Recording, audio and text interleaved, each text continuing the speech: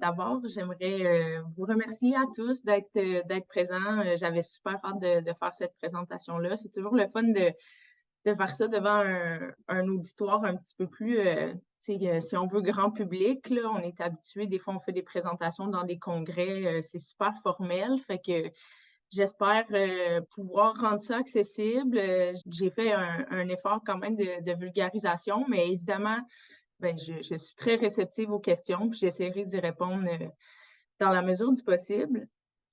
Donc, ce que j'ai fait pour la présentation, j'ai décidé de faire comme un plus grand aperçu sur qu'est-ce que la douleur inflammatoire, puis après ça, de faire le lien avec mon projet de recherche. Fait que voilà, puis j'ai essayé de mettre l'emphase sur la douleur chronique, même si, ben, vous le savez, là, la douleur, c'est quand même un spectre aussi. Fait que c'est sûr que je vais toucher un petit peu à la douleur aiguë, mais voilà. Donc, la première chose, c'est quoi la douleur? J'imagine que plusieurs d'entre vous avez entendu cette définition-là dans le passé. Là, c'est la définition la plus actuelle de l'Association internationale pour l'étude de la douleur. Donc, la douleur, c'est une sensation, une expérience émotionnelle désagréable en réponse à une atteinte tissulaire, réelle ou potentielle, ou décrite en ces termes. En gros, ce que ça veut dire, c'est que la douleur, c'est quelque chose qui est désagréable, qu'on ressent quand on a une blessure à quelque part ou qu'on anticipe une blessure. La différence entre la douleur aiguë et la douleur chronique, la douleur aiguë, là, c'est vraiment en réponse à quelque chose qui est arrivé relativement soudainement. Et la douleur chronique, les définitions varient un petit peu plus, mais généralement, c'est quelque chose qui va durer plus que 3 mois. Certaines personnes disent de 6 mois selon la source, mais le plus important, c'est que c'est considéré comme une maladie parce que ça a un impact très significatif sur la vie quotidienne. Puis la douleur, qui est initialement censée être une espèce de signal d'alarme, comme quoi il y a quelque chose qui ne va pas bien, ben ça devient chronique, puis c'est plus vraiment un signal d'alarme, ça n'a plus lieu d'être. Il y a plusieurs types de douleurs chroniques, là. Les gens ont essayé de faire des classifications de la douleur chronique au fil des ans. Je dirais que celle qui est peut-être retenue actuellement, là, il y a la douleur nociceptive. Ça, c'est quand vous avez quelque chose qui vient toujours stimuler votre espèce de réseau de douleur. Par exemple, vous avez, je sais pas, une hernie discale depuis 6 mois. Ben elle va toujours être présente, elle va toujours stimuler la douleur. Il y a aussi la douleur neuropathique. Ça, c'est quand on a une atteinte à nos nerfs ou à notre système nerveux qui est très impliqué dans la transmission de la douleur. Donc, quand on a une atteinte à ce niveau-là, ben, on peut avoir de la douleur chronique. Et il y a aussi ce qu'on appelle la douleur dysfonctionnelle. Ça, c'est quand tout le réseau de transmission et de perception de la douleur il ne fonctionne pas comme il devrait. Des fois, il va s'alerter quand il ne devrait pas, il va envoyer des signaux, il va fire à des moments inadéquats, il va devenir hypersensible sans qu'on soit capable de regarder ça sur je sais pas, une radiographie ou physiquement, qu'on soit capable de l'objectiver. Alors, la douleur, comment ça marche?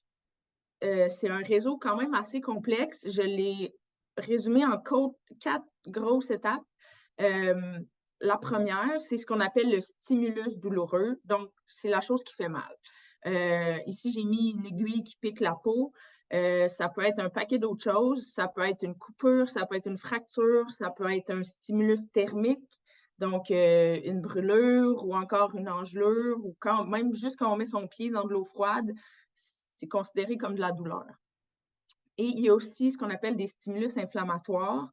Je vais y revenir plus loin dans la présentation, mais je vous donne par exemple des gens qui font de l'arthrite dans leurs genoux. Ben, il y a beaucoup d'inflammation, c'est rouge, c'est enflé, puis ça, nécessairement, ça va faire de la douleur aussi. Ensuite, ce qui se passe, donc on a notre stimulus, lui, il vient activer plein de petites terminaisons nerveuses, de petits récepteurs qu'on a dans notre peau, dans nos muscles, dans nos articulations. Et il prend ce signal-là, il le transmet à travers des nerfs jusqu'à la moelle épinière. Et à la moelle épinière, il vient faire comme un petit relais à un autre nerf qui va faire la suite de la transmission qui va se rendre jusqu'au cerveau. Donc ça, c'est l'étape de la transmission. Et le cerveau, ce qu'il va dire, lui, il va comprendre, il va recevoir le signal, il va le comprendre et il va nous transmettre cette perception-là de la douleur. Il va dire j'ai mal ou c'est chaud ou c'est froid. Donc voilà. Il y a aussi la capacité, le cerveau, de moduler la douleur, de prendre de regarder le stimulus, d'envoyer des signaux pour dire « Hey, non, ça fait pas si mal. Hey, non, tu vas t'habituer, c'est correct. » Fait qu'il y a cette capacité-là d'envoyer des signaux jusqu'à ta moelle épinière pour venir moduler ta douleur. Donc, ça, c'est le gros de la douleur. En aigu, surtout. Là. Par exemple, j'ai donné les exemples une piqûre ou une coupure ou une fracture. Mais la question se pose, est-ce qu'en douleur chronique, c'est la même chose? Est-ce que notre réseau de douleur, il fonctionne exactement de la même manière? En fait, non, pas vraiment. Il y a différentes choses qui peuvent aller mal à différentes étapes. Donc, si on reprend notre stimulus douloureux, donc, on peut avoir en douleur chronique un stimulus constant. Tantôt, je vous ai mentionné l'exemple de l'hernie discale, qui vient comme toujours inflammé dans votre dos. Il peut avoir la même chose, par exemple, en arthrite ou même des gens, je ne sais pas si vous avez déjà entendu ça, mais des gens qui font des inflammations même dans les organes abdominaux, comme le pancréas. Donc, on peut avoir des atteintes inflammatoires chroniques qui vont venir stimuler toujours nos petites terminaisons nerveuses. Donc, ça, c'est un aspect de la douleur chronique.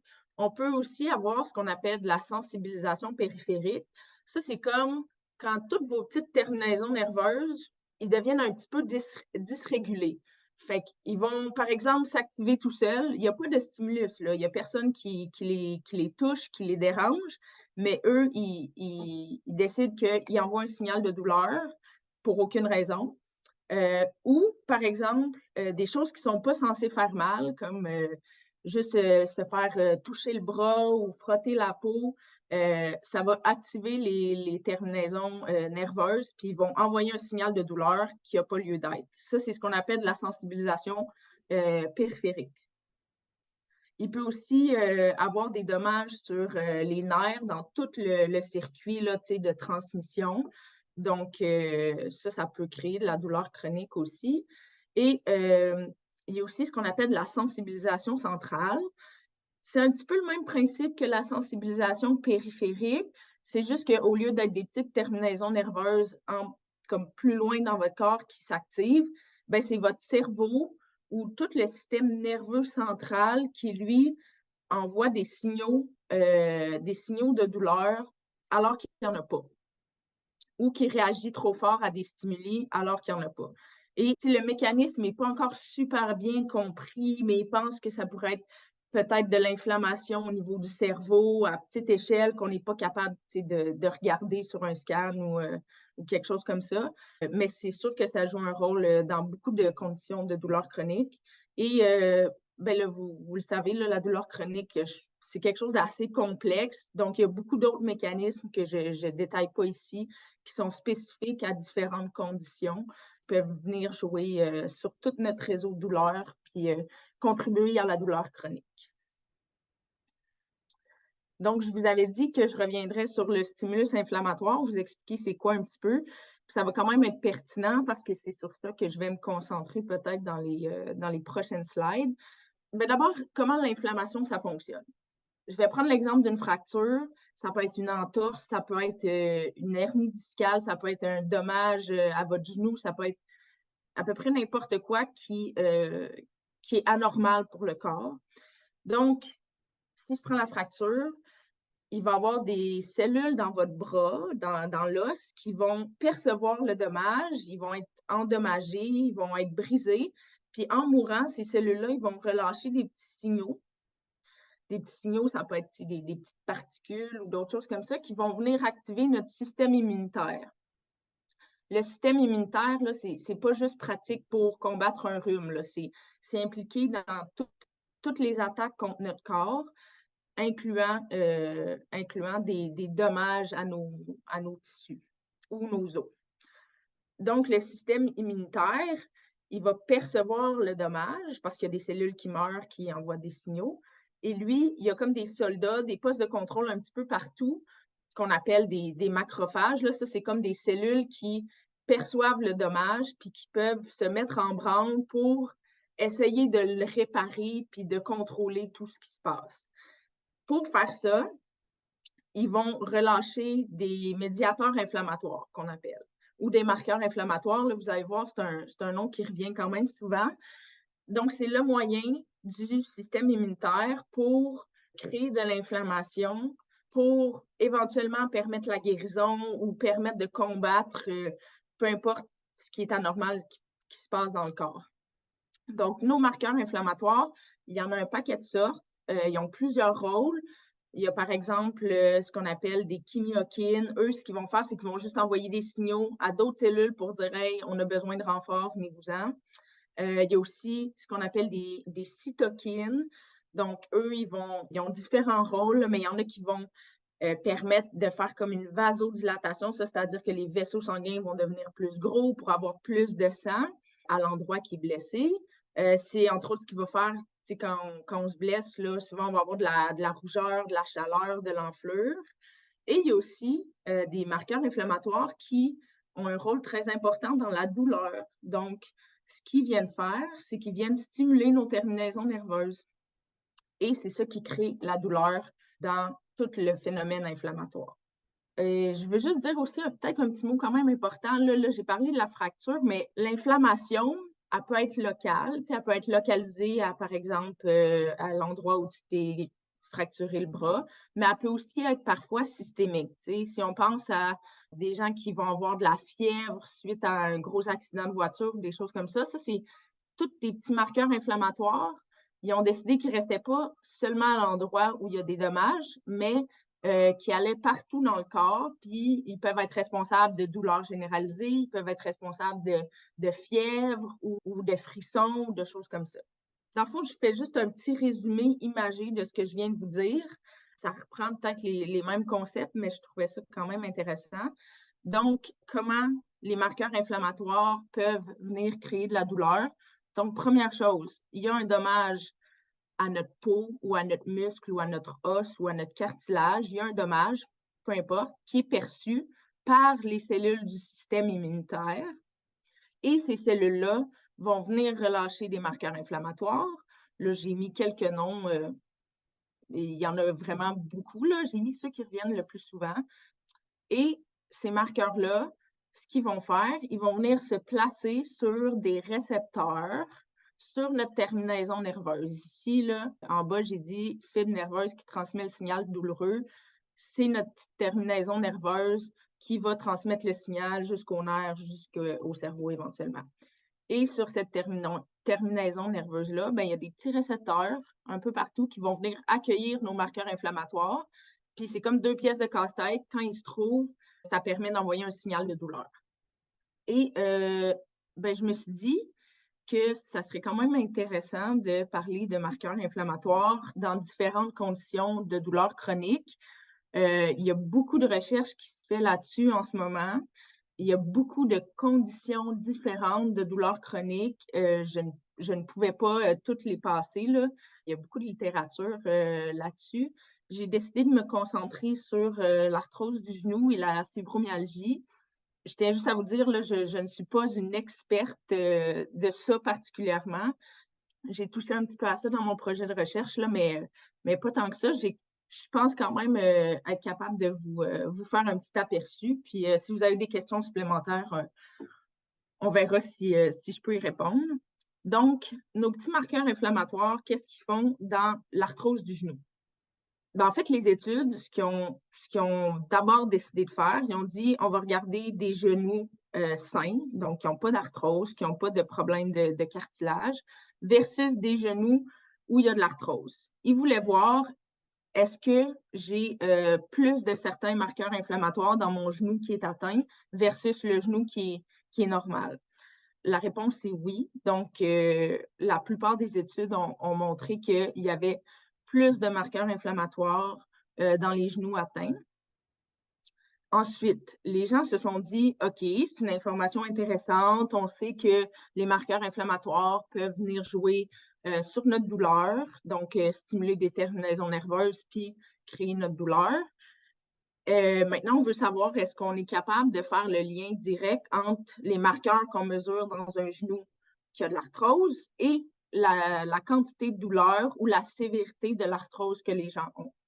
Donc, il y a beaucoup d'études qui se sont faites là-dessus et se sont rendus compte que oui, il y a certains marqueurs, j'en ai mis quelques-uns à l'écran, ce n'est pas exhaustif, qui avaient un lien entre la quantité qu'il y avait dans le genou atteint et le degré de douleur ou le degré de sévérité de l'arthrose du genou. Et pourquoi les gens font ce genre de recherche-là? Bien, éventuellement, le but, c'est que s'il y a un lien précis entre tel marqueur puis le niveau de douleur, on peut se dire, ça serait intéressant de venir jouer sur ce marqueur-là, peut-être en le diminuant, pour voir si ça a un impact sur la douleur, tu sais. Donc voilà, c'est pour ça qu'on étudie ça en ce moment. Je peux peut-être passer à la fibromyalgie. Je tiens juste à dire qu'il y a peut-être un petit peu moins de recherche. En tout cas, c'est un petit peu plus à ses débuts sur la fibromyalgie et les marqueurs inflammatoires. Par contre, super intéressant, ce qu'ils ont trouvé, il y a des gens qui ont fait une grosse analyse de toutes les études qui ont été faites dans la littérature sur la fibromyalgie et les marqueurs inflammatoires. Et ces études-là, souvent, ils comparaient des gens qui ont pas de fibromyalgie et des gens qui ont de la fibromyalgie. Et ils faisaient une prise de sang ou peu importe pour regarder la quantité de marqueurs inflammatoires dans leur sang versus dans le sang des gens qui n'avaient pas de fibromyalgie pour voir est-ce qu'on est capable d'avoir un profil typique de marqueurs inflammatoires chez des gens qui ont une fibromyalgie. Est-ce que ces gens-là vont avoir plus de X marqueurs, moins d'un autre marqueur? Voir s'il y a une différence entre les gens qui sont atteints et les gens qui n'ont pas de problème. Et ils se sont rendus compte que oui, il y avait généralement un profil de marqueurs inflammatoires. Donc, c'est assez intéressant, là, surtout qu'on a vu que les marqueurs inflammatoires peuvent avoir un rôle sur la douleur. Entre autres, il y a comme des hypothèses comme quoi les marqueurs inflammatoires, ils pourraient agir dans la modulation de la douleur, mais aussi dans ce que je vous ai parlé, les phénomènes de sensibilisation centrale et périphérique. Donc, ces marqueurs-là, ils pourraient venir jouer là-dessus et entretenir ou contribuer à la douleur chronique qui est retrouvée chez les gens qui ont une fibromyalgie. Par contre, ce qui est difficile, c'est d'établir un lien clair entre cette personne-là a tant de marqueurs, donc on explique à tant de pourcents sa douleur. C'est très difficile à démontrer dans des études. Puis il y a aussi tout un aspect de chronologie qui est quand même difficile à cerner. Tu sais, des marqueurs inflammatoires, c'est pas un niveau constant toujours 24 heures sur 24. Ça varie d'une journée à l'autre. Ça varie d'une heure à une autre. Ça varie si tu as pris si tu as un rhume, il y a beaucoup de choses qui peuvent influencer nos niveaux de marqueurs inflammatoires. Et sans être une experte de la fibromyalgie, là, je comprends aussi que c'est quelque chose qui peut varier dans le temps, tu sais, au cours d'une journée, au cours d'une semaine, au cours de sur plusieurs années. Fait que ça rend la chose quand même difficile d'avoir ce lien-là précis entre nos marqueurs inflammatoires et la douleur qu'on ressent, que ressentent les gens en fibromyalgie. Donc, ça, c'était mon petit aperçu marqueurs inflammatoires et conditions de douleur chronique.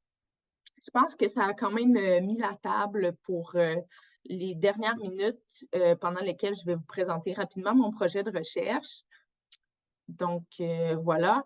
C'est sûr que mon projet, il touche peut-être un petit peu plus la douleur aiguë, mais on a quand même en tête de voir pourquoi les gens qui ont de la douleur aiguë pourquoi il y en a certains qui évoluent vers une douleur plus chronique. Et on s'est concentré sur une population spécifique de gens qui ont une fracture isolée du membre supérieur, des gens qui se sont cassé le poignet, cassé la clavicule ou encore le bras. Tu sais que ces gens-là, je ne sais pas s'il y en a parmi vous qui se sont déjà cassé quelque chose, mais la douleur, c'est le symptôme le plus présent et c'est la plainte la plus fréquente des patients. Et évidemment, ça a un impact quand même significatif sur la qualité de vie, mais aussi sur la récupération de l'état fonctionnel. L'état fonctionnel, en fait, vous allez voir, je le répète parfois là, au courant de la présentation, là, mais c'est la capacité des gens à effectuer les tâches de la vie quotidienne. Faire à manger, se déplacer, utiliser son bras normalement. Donc, ça réfère à l'état fonctionnel. On peut imaginer que la douleur a nécessairement un impact là-dessus. Là. Et une autre chose, une autre particularité quand même des gens, de la douleur dans le cadre des fractures, de la douleur en général, c'est que c'est pas facile à caractériser et à prendre en charge de manière super efficace cette douleur-là. Et on sait aussi que si on la prend pas bien en charge ou que si ça affecte la guérison de quelconque manière, il peut avoir une douleur chronique qui s'installe et des atteintes résiduelles de l'état fonctionnel. Donc, quelqu'un qui, après, je vais dire, mettons, 4 mois de sa fracture, il n'est toujours pas capable de faire ses activités normales avec son bras, par exemple. Donc, en ayant tout ça en tête, s'il y avait des marqueurs inflammatoires qui pourraient être intéressants de mesurer chez des gens qui avaient des fractures. Donc, on a regardé les marqueurs inflammatoires qui sont le plus liés à la guérison de fractures parce que l'inflammation, je vous l'ai dit, là, c'est très présent dans notre corps et elle est essentielle pour permettre de guérir des fractures. Donc, elle n'est pas juste tannante, là, elle ne fait pas juste mal, elle ne fait pas juste de la rougeur, de la chaleur. C'est aussi elle qui va venir recruter nos petites cellules pour réparer notre os éventuellement. Okay? Donc, c'est sûr que les marqueurs inflammatoires sont très présents dans la guérison des fractures. Ils ont quand même été étudiés dans la littérature. Et on a aussi regardé les conditions de douleur chronique, voir s'il y avait des marqueurs inflammatoires qui étaient plus présents, qui avaient un lien plus précis avec la douleur. En ayant tout ça en tête, notre objectif à nous, c'est d'explorer l'association entre la douleur et la capacité fonctionnelle des patients avec une fracture et le niveau systémique, donc le niveau dans tout leur corps de certains marqueurs inflammatoires. On en a ciblé 5 là, parce qu'on ne peut pas en analyser 120 non plus. Donc voilà, rapidement, là, je vous parle de la méthodologie. Là, je ne veux pas m'étendre trop dans ça, là, mais on a 40 patients qui proviennent d'une étude antérieure et eux, ces patients-là, se sont fracturés le membre supérieur. On leur a demandé de remplir des questionnaires de douleur, donc grader leur douleur de 0 à 10, et des questionnaires d'état fonctionnel, donc à quel point ils sont capables d'accomplir certaines tâches. En même temps qu'on leur a fait remplir ces questionnaires-là, on a récolté du sérum, fait que ça, c'est comme une prise de sang, dans le fond, pour pouvoir doser nos marqueurs inflammatoires, pour voir la quantité qu'ils ont dans leur corps. Et on a fait ça à 3 moments précis sur une période de 3 mois. Donc, ça couvre quand même large. Ce qu'on a remarqué, parce qu'à partir de toutes ces données-là, on a fait des analyses pour voir s'il y avait un lien entre la quantité de marqueurs qu'on a mesurés et le résultat des questionnaires, des questionnaires de la quantité de douleur et d'état fonctionnel. Fait qu'on voulait voir s'il y avait un lien. Ce qu'on a remarqué, c'est qu'il y a une association on voit qu'il y a une association entre certains marqueurs, pas tous, et l'état fonctionnel particulièrement. Un petit peu moins la douleur. En phase aiguë, subaiguë et chronique, ça c'est juste parce que notre période dure 3 mois, fait que ça couvre quand même plusieurs phases de douleur. Là. Dans les premières semaines, c'est plus de la douleur aiguë, mais rendu à 3 mois, on est pas mal dans la douleur chronique. Par contre, ce qu'on a trouvé difficile, même si on était capable de dire, OK, tel marqueur a peut-être un petit effet, tout ça, ce qui est quand même difficile, c'est que nous, on a mesuré les marqueurs dans tout le corps. parce que c'est le plus simple à faire. Imaginez, vous avez une fracture du bras, puis quelqu'un veut aller mesurer localement, fait que plante une aiguille, c'est pas idéal, tu sais. Fait qu'on s'est dit, le plus accessible, c'est juste faire une prise de sang sur l'autre bras qui n'est pas atteint. C'est le moins dérangeant. Par contre, ça nous donne l'état de nos marqueurs inflammatoires dans tout notre corps versus localement. T'sais. On peut s'imaginer que quand tu as une fracture, tu as bien plus de marqueurs inflammatoires à ton site de fracture que tu en as au bout de ton pied, mettons. Donc ça peut avoir joué sur nos résultats. Et on a aussi remarqué que, oui, on a des associations entre certains marqueurs et, mettons, un niveau de fonctionnalité chez quelqu'un, mais ce n'est pas nécessairement une grosse association super forte. Par exemple, si on remarque que le marqueur inflammatoire est capable d'expliquer, mettons, 7% de la douleur que la personne ressent, ben ça reste quand même pas si mal parce que on sait que la douleur, c'est super multifactoriel, puis ça serait bien surprenant qu'on révolutionne tout puis qu'on dise hey, regarde, on a une mesure qui est capable de t'expliquer 100% de la douleur. C'est pratiquement impossible. Par contre, c'est quand même pas si mal parce qu'on se dit si on a une cible, si on est capable de dire ce marqueur-là a un impact sur notre douleur, puis en agissant sur ce marqueur-là, on serait capable de la diminuer de, mettons, 10%. Ben, c'est quand même des belles pistes thérapeutiques là, à explorer dans le futur.